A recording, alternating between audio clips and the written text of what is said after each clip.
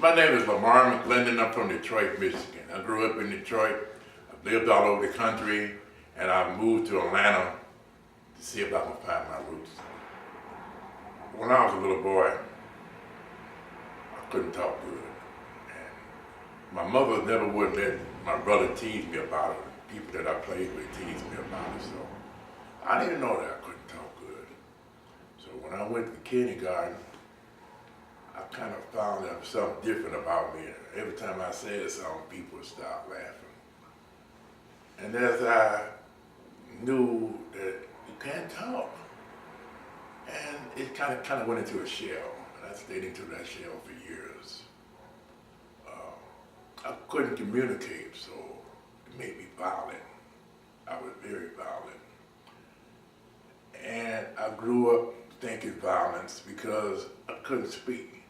But I could beat you up now, but I couldn't speak. So it grew into something that I really not proud of. But they told me every time I stood up to say something, they would start laughing. And it hurt my feelings. And I went into a shell. Every time I said something, they'll laugh. Teachers laughing. Back in the 50s, it wasn't too nice about that. So I just quit learning. I went into a shell. I didn't want to learn. I thought I couldn't learn. They were giving me tests and telling me that I wasn't bright. My mama got scared back then. She told me, she said, boy, you better do something because they're ready to put you in the nut house or a special B or whatever they're going to do because they think you can't learn. So I tried a little bit. But it didn't really come out until I got to the 6th grade. It was a teacher named Miss Peterson. She lived in the area. With Donald Street about 4 blocks from me. And I liked her, she was nice. So I started learning. Then I found out I wasn't stupid. I did pretty good. I passed that year with flying colors. But when I went to junior high school, it started out all over again, and I went back in my shell, and I went back into my violent mode. They told me I couldn't learn, I would never speak, and I really believed that.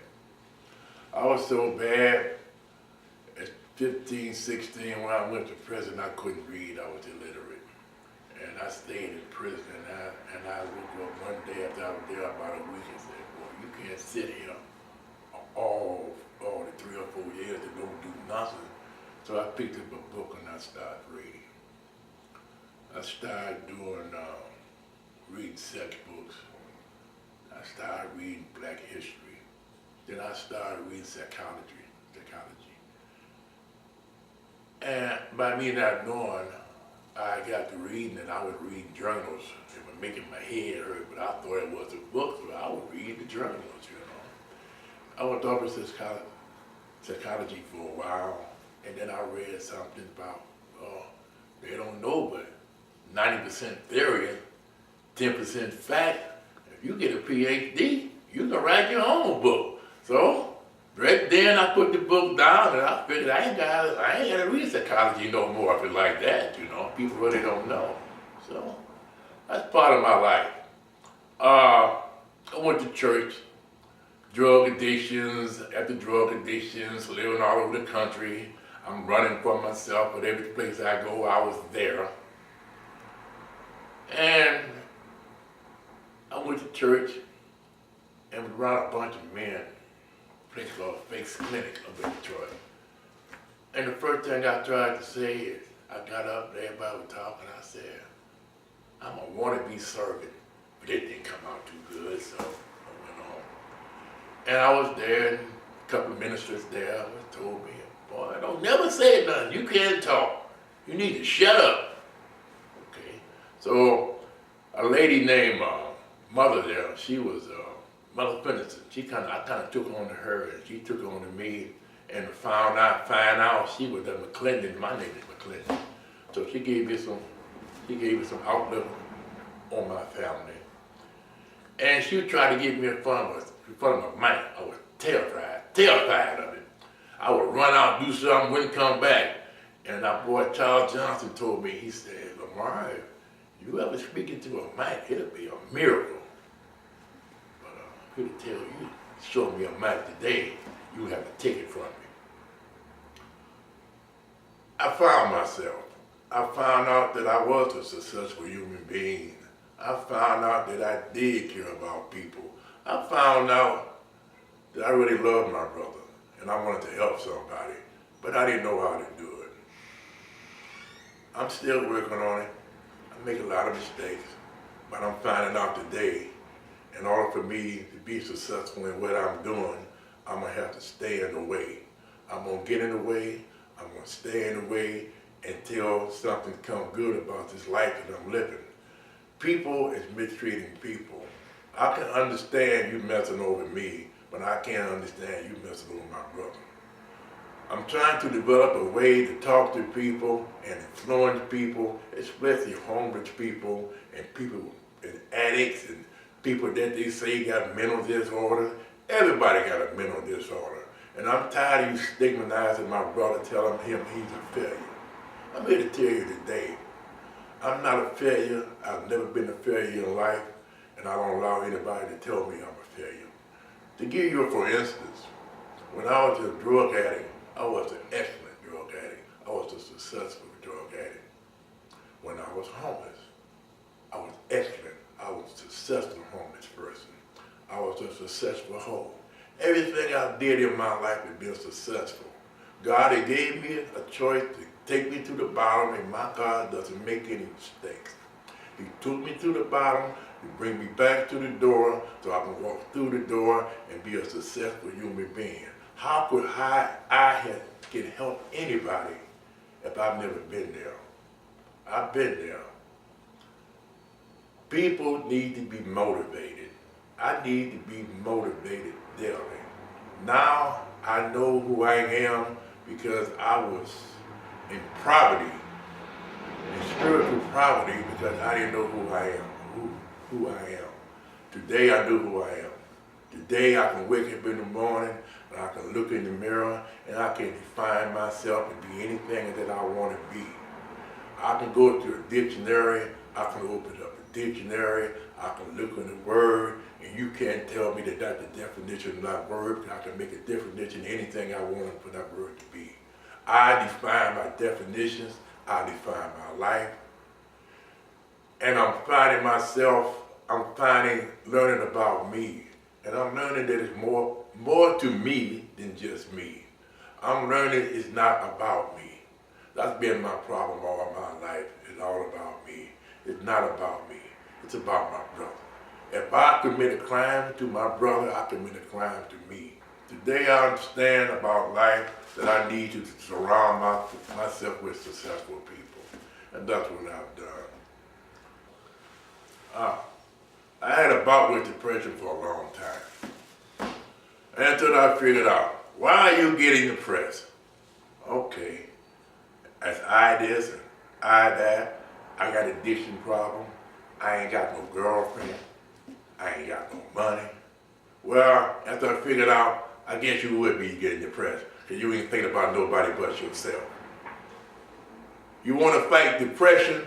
Quit thinking about yourself and start thinking about your brother. Start doing something to help somebody, and you know the Spirit gonna lead you to worry about them so much that you ain't gonna have time to fight depression. Why do you get depressed? Because you make yourself depressed. Homelessness is a place that you get to and you bring it on yourself. Bad decisions, bad attitude, and drugs. Drugs will take your mind from you. How do I know this? Because I was mad for a while and I thought I was okay. It tells you that you're right and everybody else is wrong. It tells you that the world is against you. And then you draw away from society. Anytime a person draws away from the flock, he's vulnerable. And then you're vulnerable to your own mind and your own way of thinking. Now, everybody's against me. I'm by myself. They won't give me no food. they won't give me this, and won't give me that, because I don't want to get out and go get it. You start off not shaving, depressing, drinking, weed, addiction, women, and then you find yourself, oh, they the problem. Let me go and get away from the problem. Somebody asks you your name. I don't want to talk to you. It causes problems. People cause problems. I guess they ain't causing problems. You're the problem. Then you get against the wall and you get farther and farther away from people. And then you start thinking crazy. And you actually think you're right. You take wrong and make it right. And take right and make it wrong. For instance, man, the lady's wallet down next to him, and you see it on the bus, and you get up and grab it and run. Oh, he's an idiot. He don't need that. That's mine. I gotta get mine. You crazy. You done took that man's money and said it was yours. We do things to ourselves, and then we blame society for them, and then we believe people when they tell you you're gonna be an addict for the rest of your life. I'm here to tell you they told me a lie, and I believed and created all these demons up in my head. I don't have an addiction problem. I never had an addiction problem. My addiction came from the way I think. It's the byproduct of the way I think. I got a thinking problem. Each day I wake up now, I got to get my head together and just thinking right about me. I need to be motivated every day. I need to be motivated. How do I motivate myself? I motivate myself by motivating people. But I tell people what I need to hear. And I have to motivate myself daily. I found out when I came to Atlanta, I wanted to help people, but I didn't have no money. Well, I said, I can help them with some housing. I started studying up on housing, how to do this and how to do that. You come to find out, people don't need to be talking about housing. They just need your ear for a minute. They need somebody to talk to. They need an ear, somebody to lean on. They need somebody to give them a hug. That's all it is. Then I found out, whoa, I'm talking all this talk, but it's helping me out. Now, show me a microphone, show me a stage, I'm gonna get on it, and I don't wanna get off of it, because I know the healing. The healing comes from talking. Talk about it, and talk about it. It'll get in your soul, and you'll get healed. If you wanna get healed, start helping people. Help somebody, get up in the morning, touch somebody every day, and you'll find out something. You're not only touching them, and you're touching yourself too. I have a friend I talked to yesterday, and a couple of lady friends I met in Atlanta. Soon as they successfully went to school or did what they wanted to do, the system dropped their hands. They just don't want to deal with them no more. The system is set up for you to fail over and over again, and not for you to get well or to get right. It's about money.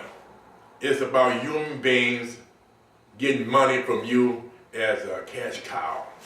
When they can no longer get any money from you as a cash cow, they dump you on the side. Out here on the streets, it's hard. As long as you're a failure, you can get help all day. The minute that you succeed in doing something, there's no help for you. I fight this mentally. It upsets me. I allow myself to get upset over it. Because the way they doing people out here on the streets is a shame. Oh, counseling. They're gonna let you know you homeless. They're gonna let you know you an addict, and you're gonna be an addict for the rest of your life. They tell you come from a dysfunctional family.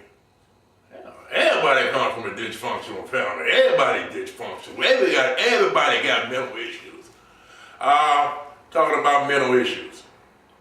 We got 2% this and 1.5% this and 90% this or 4% whatever you want.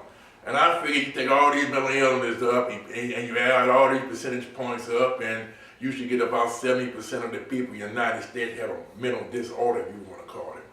So The ones without a mental disorder telling you that you got a mental disorder. And I think the majority wins. So I think the people with mental disorder is special people, and the other 30% that don't have a mental disorder, they got a problem. You need to catch up with us. People men to stop standing up, taking their rightful place in this society.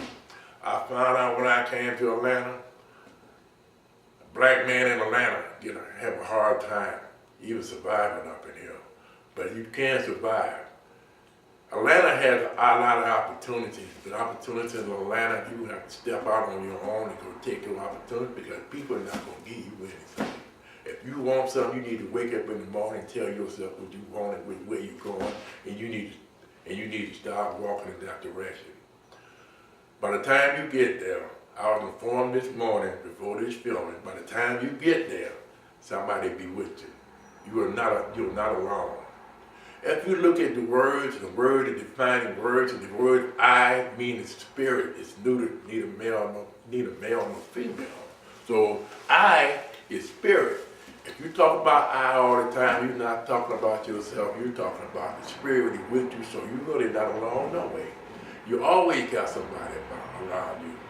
So I like to talk about I, it's we, and ours. We're never alone. Once we understand that, life will get better for us. I never won anything, not in school. I got put out. They didn't want me there because I was too violent. But anything I learned on my own and by persistence. He told me I never talk. He told me I never speak in front of people. I stood up, I did my thing, I did my speech. I was into it. I won the best speaker and I won the most enthused. There was the guy there that was homeless that was going to college. He was getting ready to get out of college. And he inspired me. So I gave him my best speaker award to him and went back and sat down. And then they had this evaluation and I came up, I knew they were gonna find something wrong with it, like do everything else. But he talked about it and everything I did was right. And he looked at me and nodded his head and I feel good about something in my life. But then they called me again and they gave me the most enthused. And that's what I'm talking about, you know what I mean? That really, I got that at home now, hanging on my wall. The first thing in my life, I'm 62 years old, that I ever won. And I'm proud of that. 2010, it was in an organization called Clifton House. It's something like a little halfway house or whatever. I have to go back now and finish up what I'm doing. I got off track a little bit. It really, you get a little emotional. It really helped me because I was judged by my peers. And that's where I want to be. I want to be judged by my peers and not by society.